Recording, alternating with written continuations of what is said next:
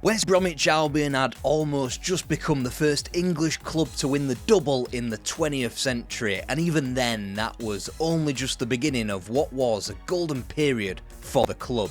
Aston! Jeff Aston has achieved the record. He's scored in every round of the FA Cup.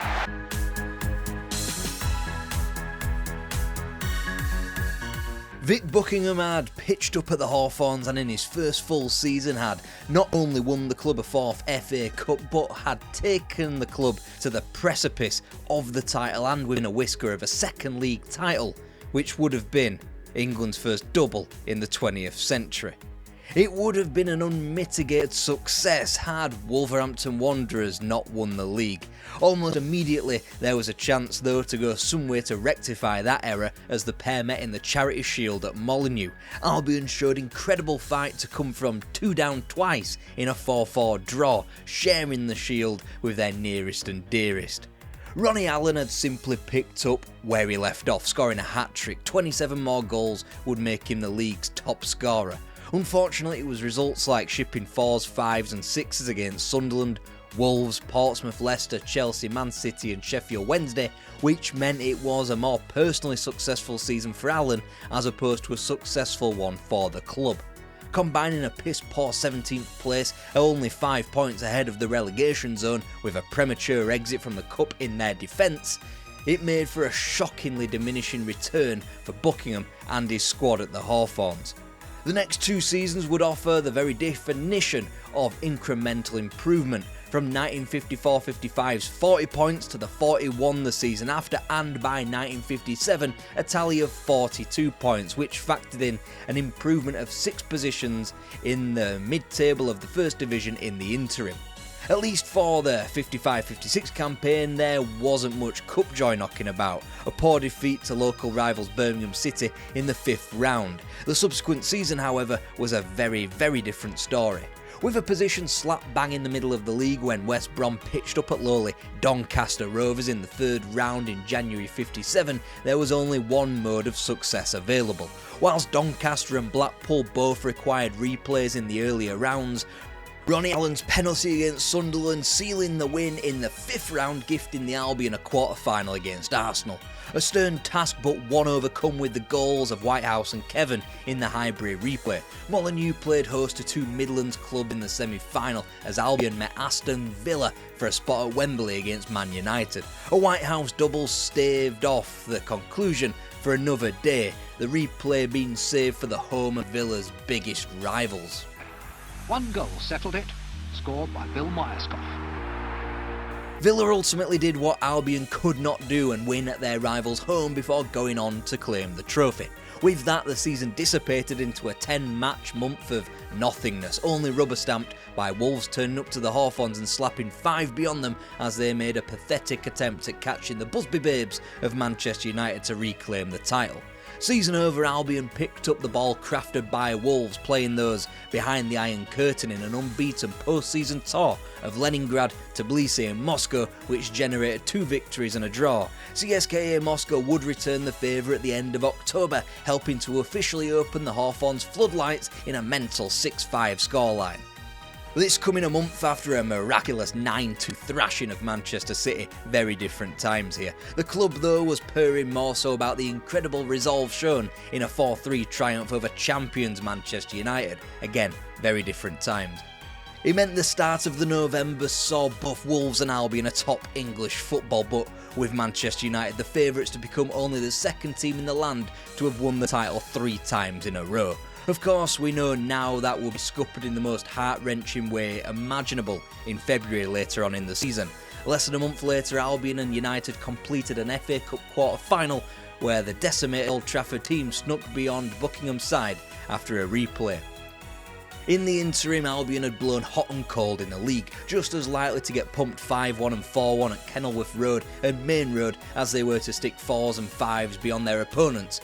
Birmingham and Burnley feeling the brunt after Christmas, Man United and Everton too well into March. By now though, the league was a mere pipe dream. Stan Cullis Wolves had a monopoly over the division without a credible challenger, leading third place Albion by 8 points with 9 to play. Back in '58, this was a comparative chasm. Nonetheless, even though he was treated to such talents as Ronnie Allen and Derek Kevin, as well as bringing back Albion to the fringes of title conversations, Vic Buckingham decided to call it a day at the end of 1958-59. Despite finishing a place back on the prior season, Albion were 2 points nearer the eventual champions, Wolves again. His last act, however, was helping to relegate Aston Villa at home, Ronnie Allen scoring in a 1-1 draw on April 29th. After claiming top 5 finishes but remaining double digits in points away from the championship, there was the understanding that Albion would fritter away their chance at achieving something in the league. Then Albion got going the more the 59-60 season sprung into action. Terminally mid-table after a home defeat to Wolves in December under new manager Gordon Clark, Albion would lose just 4 of their next 22. Unfortunately, none of those wins were achieved against title stalwarts Wolves and the inexperienced pretenders of Burnley, and far too many draws consigned Albion to the same fate as Spurs above them and Wednesday beneath them. Even though Wolves had doubled Albion in the league, there was something to shout about for the Hawthorns club. Wolves had replicated their rivals' 53-54 woes, missing out on the 20th century's first ever double by just a point in the league as they swept Blackburn aside at Wembley. It seemed nobody could do it, but of course Spurs under Bill Nicholson would claim that seemingly eternally futile prize 12 months later. With that, the brief window of Albion's league success seemed shut again, probably in perpetuity. A poor start to the 1960-61 campaign was only rubber-stamped with a failure to win a match in the Cup, stunningly going out of the first hurdle away to Lincoln. Season over, Albion petered out into 10th. What's worse, Ronnie Allen called time on his Hawthorns playing career come the end of the campaign. Now Clark was reliant on stalwarts like Derek Kevin and Don Howe. Well, until he wasn't, leaving in October 1961 with the club in the drop zone. Picking up the pieces was Archie Macaulay, who improved upon Clark's second season by a point and a place. He would find himself on the scrap heap though before he could confirm the club's second worst finish in a decade, 14th. That summer was a dividing line in the West Brom lineage as Macaulay departed, but, more importantly, Derek Kevin switched the Hawthorns for Main Road. A 47 grand profit, but at what cost? Albion's goal tally in the league would never be the 79 it was in 1962-63 again. Except for once.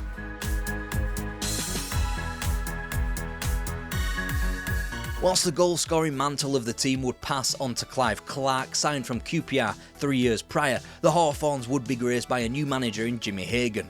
It was hardly a breeze into the team that debuted eventual record appearance maker Tony Brown and a new record signing in John Kay from Scunthorpe. By the end of '63, the players had gone on strike after a bust-up with the manager. Why did they strike, you ask? The players were no longer allowed to wear tracksuit bottoms in training. In the end, a 10th place finish was a miracle, all things considered. The players pulled from the brink before returning to 14th in the following 1964-65 campaign.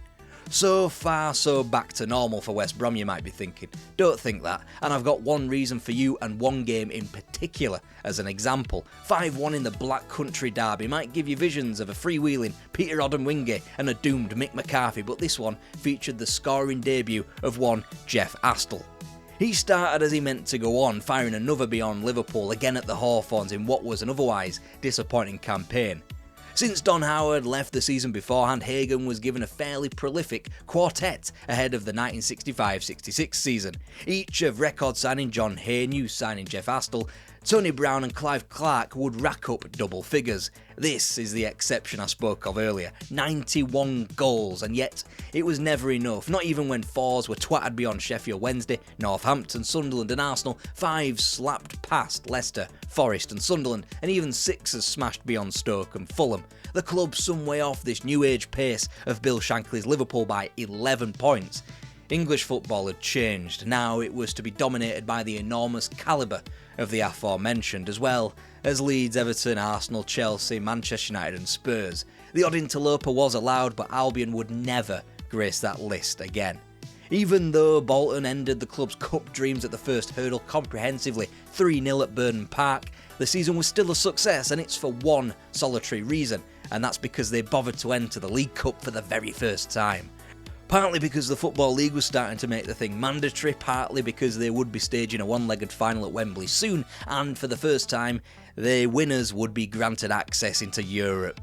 So the Baggies put on their shooting boots, eliminating Walsall, Leeds and, after a replay, Coventry, before sinking Aston Villa. Piece of piss, this League Cup stuff, as Tony Brown scored 9 goals in 7 matches, Peterborough being the name drawn out of the semi-final hat, which made the prospect of a final a formality. After a tight 1-goal defeat at Upton Park in the final, the Hawthorns readied itself for a potential coronation and a first trophy for 12 years. And went all the way to the final, where they met West Ham over 2 legs. In it, Tony Brown put Albion ahead over the 2 legs, nipping in to head over Jim Standen, whelmed, and Colin Clark made it 3 on the night with this diving header. 7 minutes later, Albion skipper Graham Williams added a 4th. Albion had won the last League Cup final to be staged over 2 legs and not on neutral soil. Forget the emotions of derbies against Wolves, the performance against West Ham in securing this League Cup should be ranked as Albion's greatest ever performance. Not to bother the free-spirited West Brom that engaged in those wacky scorelines like 5-1, 4-3, 5-3, 5-4 and 6-1 found themselves kicking off their second League Cup campaign with that very same scoreline, 6 stuck beyond the Villa. Man City were next, future League Cup winners Swindon Town afterwards, before Northampton was shook off to confirm a replay for the previous year's final over 2 legs in the semis. This time the Albion were at home first against West Ham. They scored another 4 as Jeff Astle was the predictable hero in a 4-0 triumph that all but confirmed Albion's 3rd appearance at Wembley. In QPR they found a lower league opponent, not from the 2nd division but as low as the depths of the 3rd. Nonetheless, there remained the very real possibility that the pair would meet in Division 2 the following season. Albion currently embroiled in a relegation fight as their London counterparts coasted to their 3rd tier crown. That's for hope. And now comes Fraser. This is good football. And that's the goal. Clark for the offside. And they fail, and there's Brown with the chance. Got Clark with him, and Clark is onside, and Clark's made it through. In their own defence. And it's a goal! Scored by Morgan. Oh, it's a goal! A great goal! Now it's Hunt. Lazarus and Hunt. Lazarus, it's a goal! Rangers are in the lead. Clive Clark, who got the 2 Albion goals, kept up his record of scoring in every game, but it wasn't enough as QPR literally rose like Lazarus, no seriously, and they became the penultimate 3rd tier side to win a major English trophy.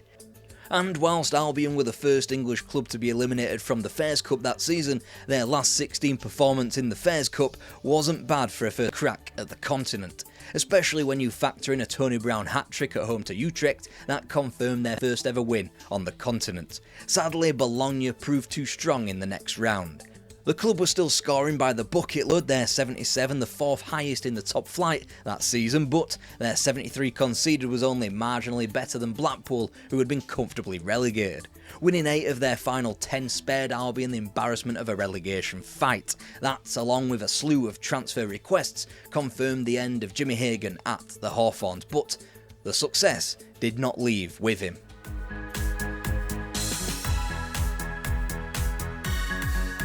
The next man into the hot seat was Alan Ashman, formerly of 3rd Division Carlisle United, formerly of Chicken Farms. He was rewarded for narrowly missing out on promotion by being handed the task of the Hawthorns and continuing the lineage of reaching major cup finals.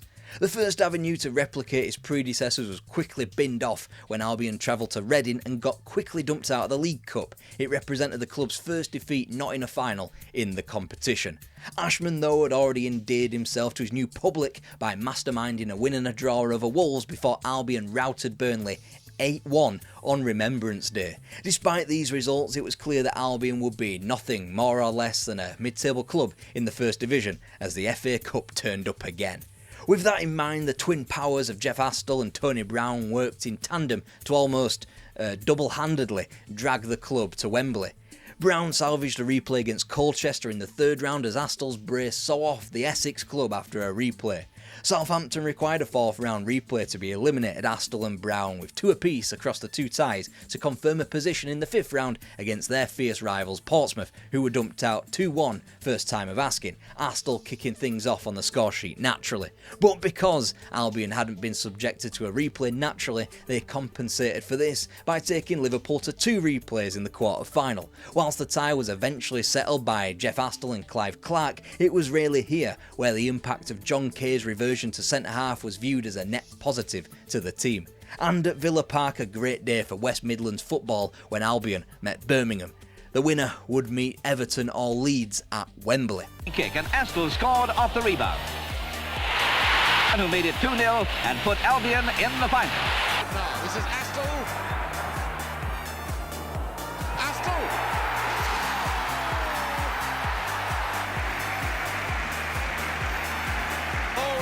One of the great sights at Wembley.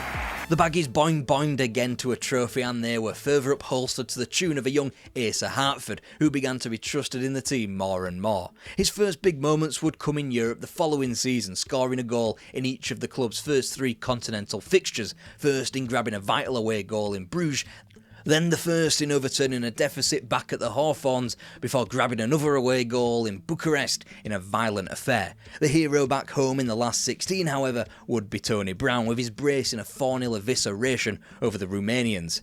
Of all places, West Brom expected their Cup Winners' Cup journey to end in 1969, what with the competition being inhabited by Barcelona, Porto, Torino, Köln and Bordeaux. A singular goal across 180 minutes against Dunfermline was not the one.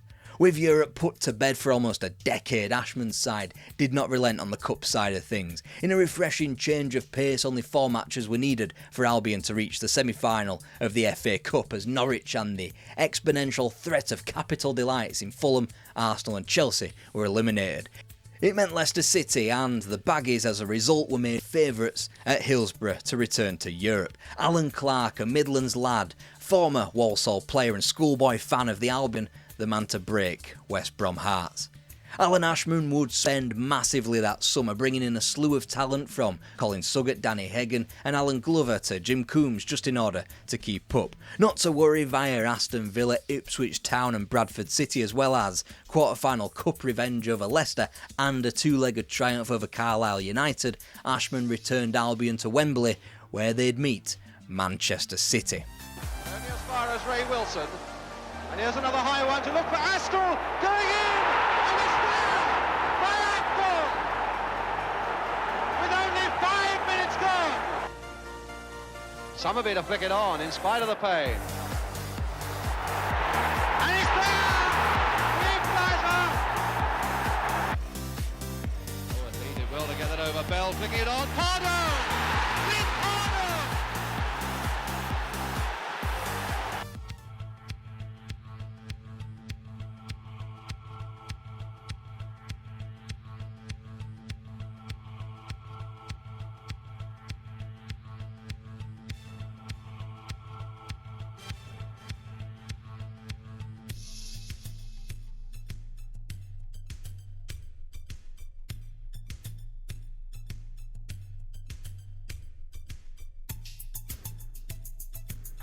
Just in case you missed the first video of our West Brom mini-series, give it a click here. Do it quick because our third and final part is coming tomorrow.